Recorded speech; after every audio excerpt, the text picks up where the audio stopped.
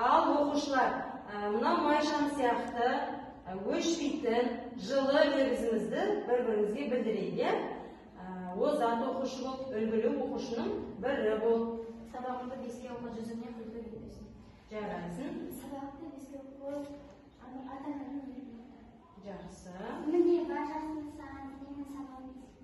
Өте жақсы. Сабағымды беске оқып, ата-ананың өзінің аттан мектептегі үздік оқушылардың бірі болды. Жарайсың. Өзіме қандай жақсылықты тілесем, саған да сондай жақсылықты тілеймін. Жақсы. Жасын үздік оқушылардың бірі болды. Барлық сабағымды беске оқып. Және білімде жақсы университетке түсемін. Сабағым жақсы оқып, күнде бәрінен мықты оқушы бол. Керемет, ата-ананың үмітін ақтар. Сабағын жақсы оқып, жақсы. Ой, рахмет. Жақсы.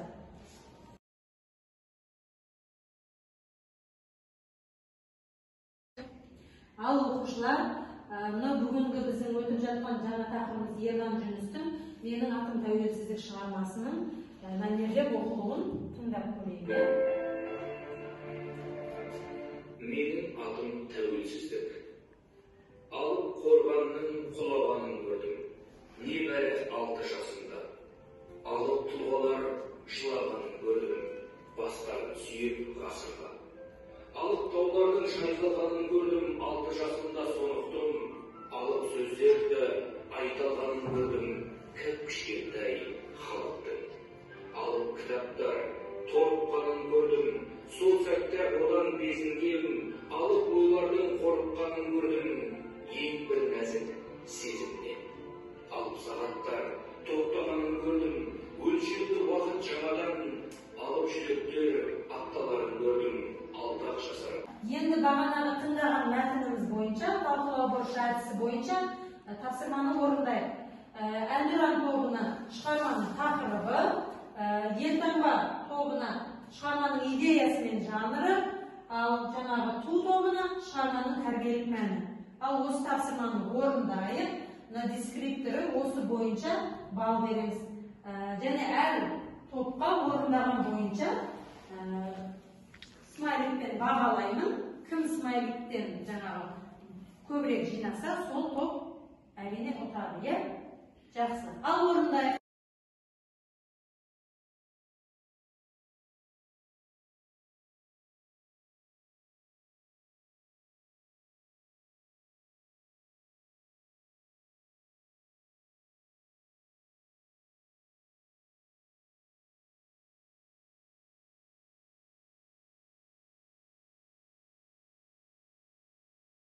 Ерлан Жүністің "Менің атым тәуелсіздік" өлеңінде өршілік танылағанның сәтін күткен бейне алдымыздан шығады.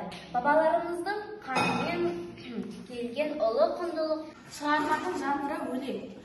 Шығарманың идеясы тәуелсіздік. Тәуелсіздік ол еліміздің мәні. Анасының ездікке емес, ерлікке тәрбиелеуі. Ал мынау талқылау бұрышы әдісі бойынша ту тобы өте жақсы жауап берді. Жарайсың смайлигімен бағалап қояйық. Және елтаңба тобы да жақсы жауап берді. Бұны да смайликпен бағалап қояйық. Жарайсыңдар. Әнұран тобында жақсы жауапқа дайындалды. Оқушылар, енді бізге екінші тапсырма берілген топтық жұмыс. Түрлі кластердің сызбасына саласындар. Жаңағы біздің шығармамыздың ішіндегі алып сөзімен байланысты сөздерді не істейміз? Толықтырамыз. Түрлі кластердің түрлі әдісіне салып, өздерің тапсырманы орындаңдар. Топпенен. Жақсы, елтаңба тобы дайын екен. Кім орындайды? Сандуғаш екен. Мен алып сөзін мына сөздермен байланыстырдым. Алып қорғанның құлағанын көрдім. Алып тұлғалардың жылағанын көрдім. Жарайсың. Осы жерден бағалап кетейік. Жарайсың, Сандуғаш. Елтаңба тобы тағы жеңіске жетіп отыр. Жақсы. Алып таулардың шайқалғанын көрдім. Алып сөздерді айталғанын көрдім. Деген сөздермен байланыстырдым. Жарайсың, Тұрсын әріде жақсы дайындалыпты. Бұл топты да бағалап қояйық. Жарайсың, Том. Сабақты қорытындылау бойынша біз мына даналық ағаш әдісімен сұрақтарға жауап берейік. Кәне, "Менің атым тәуелсіздік" өлеңінің авторы кім екен? Жақсы. Өлеңнің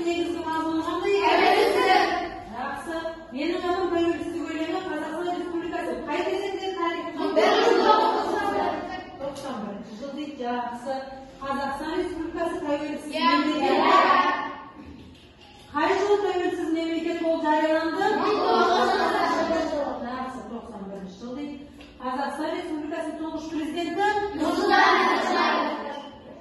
еліміздің тұңғыш президенті күнін қай күні атап өтеміз? 6 шілде. Бүгінгі күн еліміздің президенті кім? Оқушылар, бүгінгі шығармамыздың қорытындылау ретінде тәуелсіздікті бүгін қандай көзбен көресіңдер? Қандай оймен сендер көресіңдер? Кәні кім жазады? Кел, Лаура. Лаура өзінің ойын жазсын, я? Қалған, дайындалып отырамыз.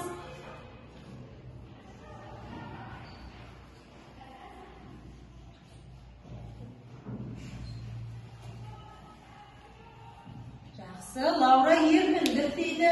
Алтырсын әлі кел.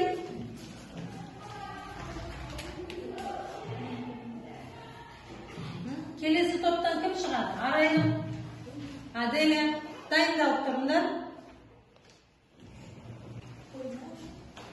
Керемет, бейбітшілік екен Арайнымдікі. Бақытты ел екен. Өте жақсы. Оқушылар бүгінгі сабақтан алған әсерлеріңді жалпы рефлексия өздерінің кері байланыстарында білім қоржынына барып жабыстырсаңдар болады.